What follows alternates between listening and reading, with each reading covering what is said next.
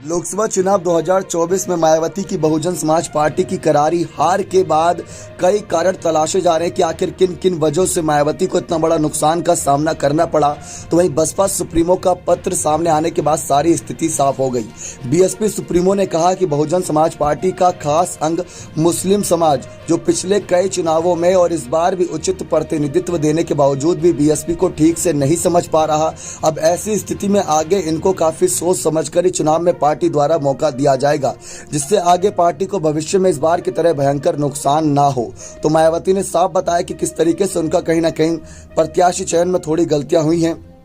मायावती ने कहा कि ऐसे में ये उम्मीद की जाती है, जिस तरीके से लोकतंत्र को लेकर आगे चर्चा उन्होंने की, उन्होंने कहा कि लोकसभा का जो भी नतीजा आया है वह लोगों के सामने है और उन्हें ही अब देश के लोकतंत्र, संविधान और देश हित के बारे में सोचना और फैसला करना है कि ये जो चुनाव परिणाम आया है उसका आगे उन सब के जीवन पर क्या फर्क पड़ने वाला है और उनका अपना भविष्य कितना शांत व सुरक्षित रह पाएगा। मायावती ने उत्तर प्रदेश पर बात करते हुए कहा कि चुनाव में खासकर यूपी की तरफ से पूरे देश की निगाहें टिकी हुई थी। हमारी पार्टी नतीजों को गंभीरता से लेकर इसका हर स्तर पर गहराई से सही विश्लेषण करेगी और पार्टी व मूवमेंट के हित में जो भी जरूरी कदम होगा उठाएगी, क्योंकि बसपा एक राजनीतिक पार्टी के साथ साथ लोगों के आत्मसम्मान व स्वाभिमान का एक मूवमेंट भी है। यानी मायावती ने यहाँ पर एक संकेत भी दिया कि जिस तरीके से पार्टी के मूवमेंट के हित में जो भी जरूरी होगा, अगर बसपा अध्यक्ष बदला जाना जरूरी है या कुछ भी फैसला है, जो भी कदम जरूरी होगा पार्टी के हित मूवमेंट के लिए,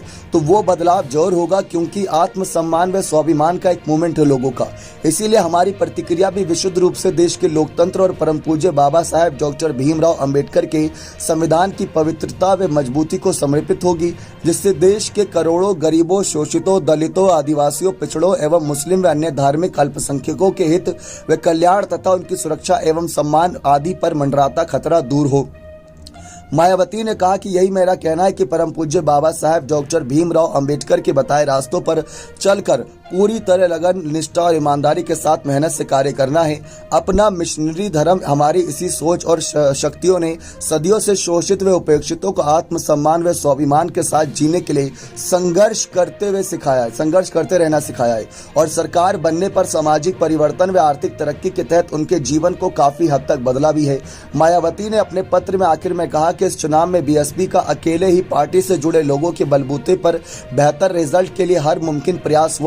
किया गया, लेकिन जिसमें खासकर दलित वर्ग में से मेरी खुद की जाति के लोगों ने वोट देकर जो अपनी अहम मिशनरी भूमिका निभाई है, मैं पूरे तहे दिल से आभार प्रकट करती हूं। इस बार के लोकसभा चुनाव में बहुजन समाज पार्टी ने देश भर में करीब 400 प्लस सीटों पर करीब 424 कैंडिडेट्स उतारे थे। इसमें से उत्तर प्रदेश की 79 सीट भी शामिल थी। यूपी में पिछले लोकसभा चुनाव में एसपी और आरएलडी के साथ गठबंधन में बीएसपी ने 10 सीटें जीती थी, लेकिन इस बार के चुनाव में पार्टी को एक भी सीट नहीं मिल सकी। लेकिन मायावती ने साफ कर दिया है कि जो भी बदलाव की आवश्यकता होगी पार्टी के हित के लिए, मूवमेंट के लिए, वो बदलाव अवश्य तौर पर किया जाएगा। क्या लगता है कि क्या मायावती कोई बड़ा बदलाव सचमुच करेंगी या फिर अपने आप को अध्यक्ष पद पर बनाकर जिस तरीके से इन्होंने इस बार प्रत्याशियों को लेकर कहा कि चयन में गलतियां हो गई, उस पर अपना बदलाव करेंगी या फिर कोई और बड़े बदलाव की उम्मीद है? एक तरफ उम्मीद ये भी है कि बसपा अध्यक्ष पद पर आकाश आनंद या किसी और युवा चेहरे को लाए या कोई और बड़ा बदलाव करे। देखते हैं उस पर क्या फैसला आता है। बने रहे चैनल के साथ। बहुत बहुत धन्यवाद।